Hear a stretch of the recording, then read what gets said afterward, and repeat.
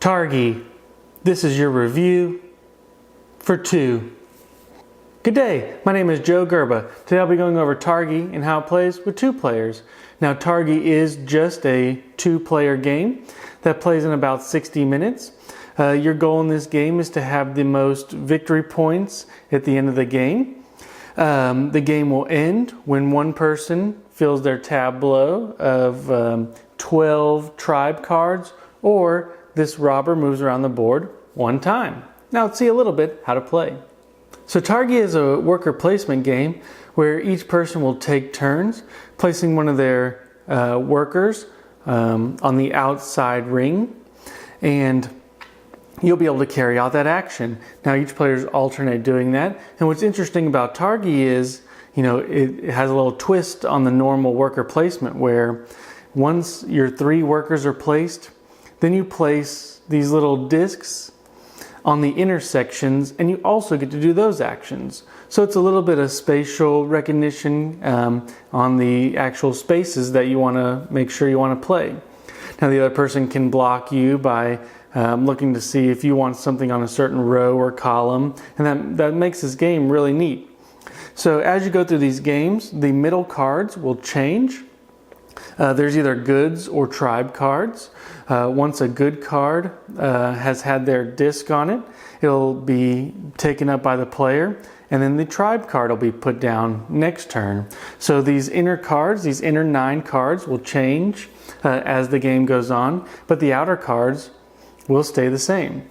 Now the robber, which you move around the board once a turn, you can't place one of your Targi meeples there, and so it kind of gives you a little blocking mechanic as it goes around the board.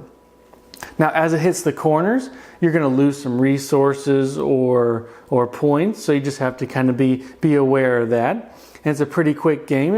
It'll end in 12 rounds, or it'll end when one person has enough tribe cards, has taken enough tribe cards from the middle and played in their tableau.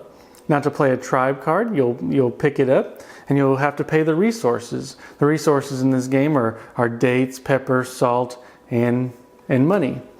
So as you go through this game, you'll want to be collecting resources, and you'll want to be collecting these tribe cards as the other person does the same. It's a pretty tight game. I like this game a lot, and pretty simple to teach and learn, and let's see a little bit what I think. So there's not a lot to the components of this game, which is kind of nice. It's a nice small box, nice and portable. The rules were fairly easy to learn. Just a couple little things here and there, but it's one that you could pick up in about 20 minutes or so, and if someone's teaching you, you can even pick it up faster. This game doesn't take up much table size at all. I think it's a perfect board game cafe kind of type where you can play on a 3x3 and have plenty of space for your drink, and kind of a lighter game. One person may have to read upside down if you don't play side by side.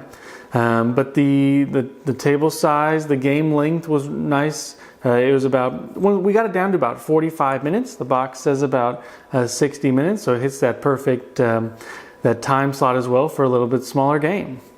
Now after your first game, the gameplay starts to pick it up a little bit. You can really understand how the mechanics work. Once you do all your actions, and you can do them in any order, you'll take these cards, they'll be replaced by new cards, and it's just it's an interesting little game. It's a spatial kind of game as well.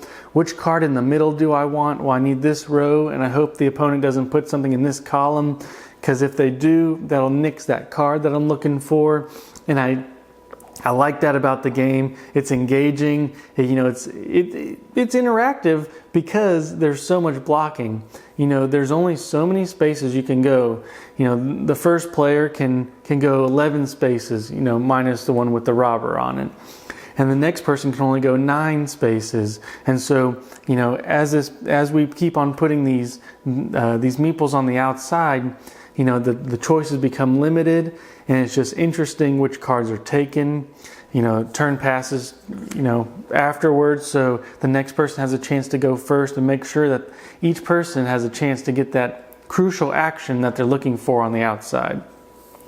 The gameplay is pretty quick, like I mentioned earlier, about 45 minutes.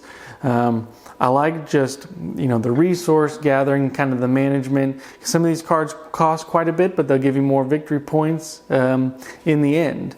And some of the cards may give you more resources as you go. So all these tribe cards, actually, most of them have text on them. And if they don't have text on them, they probably give you a lot of victory points.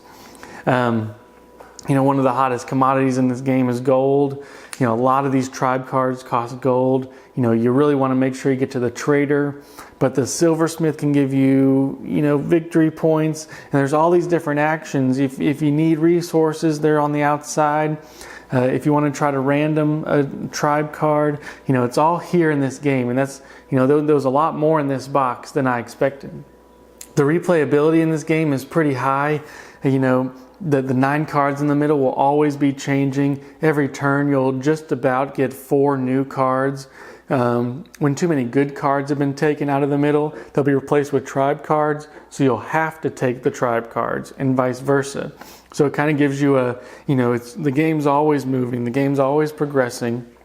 You'll always be building your tableau. Each person, you'll see what the other person has, what they need.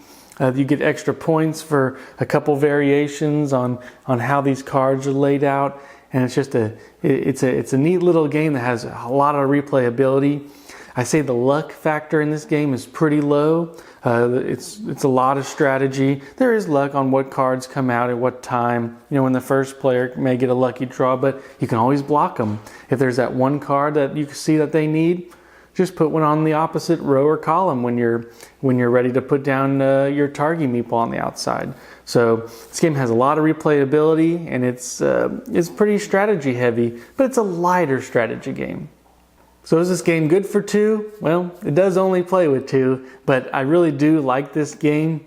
I don't know if it's a must-have in any collection, but it's definitely one that we'll get to the table pretty often because it's quick, because it's easy to learn, and there's enough choices, there's enough decisions in this game, as it goes through to kind of progress the game. You're not going to get a long, drawn-out game in Targi because it's only going to last 12 rounds or once somebody fills their tableau of 12 cards. So there is a stopping point to this game. And I like those kind of games where you can't just drag it on to infinity. There's a definite stopping point. There's enough decisions to be made. There's a little bit of resource management. And it's a lighter game. And that's what I really like about this. This game is it's easy to get to the table. And it's a nice compact game for exactly 2 players. If you're just looking for a quick game to get the wheels moving, I think this is a great game. Like I said, I don't know if it's a must-own, but it's still a very good game for 2 players. So that's my review on Targi for 2, and until next time.